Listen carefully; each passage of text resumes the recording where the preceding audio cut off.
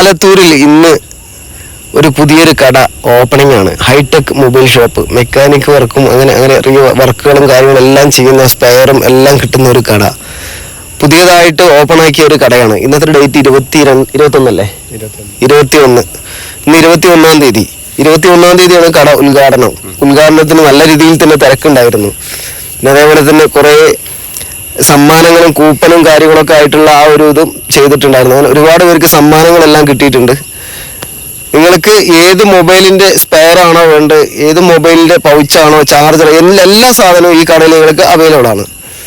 നിങ്ങൾക്ക് ഈ കടയുമായി ബന്ധപ്പെടണമെന്നുണ്ടെങ്കിൽ ഞാൻ സ്ക്രീനിൽ നമ്പർ കൊടുക്കാം.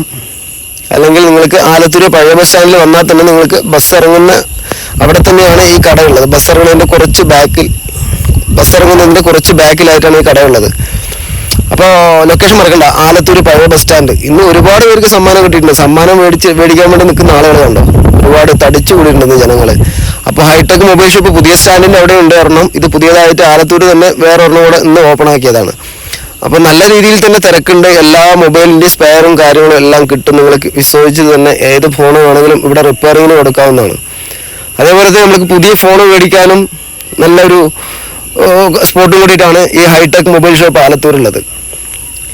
അപ്പോൾ സുഹൃത്തുക്കളെ മറക്കണ്ട, വീഡിയോ സേവ് ചെയ്ത് വെച്ചോ, ആവശ്യം വരും. നല്ല അടിപൊളിയായിട്ടുള്ള പുതിയ ഒരുപാട് ഐറ്റംസ്, ബ്ലൂടൂത്ത് സ്പീക്കർ, അങ്ങനെ ഒരുപാട് സംഗതികൾ ഇതുകൊണ്ടാണ്. ഓരോരുത്തർ സ്കാൻ ചെയ്തിട്ട് എന്തൊക്കെയോ സമ്മാനങ്ങളൊക്കെ കൈപ്പറ്റാൻ വേണ്ടിയിട്ട് വന്നിരിക്കുകയാണ്. തടിച്ചു കൂടിയിട്ടുണ്ട് ജനങ്ങൾ.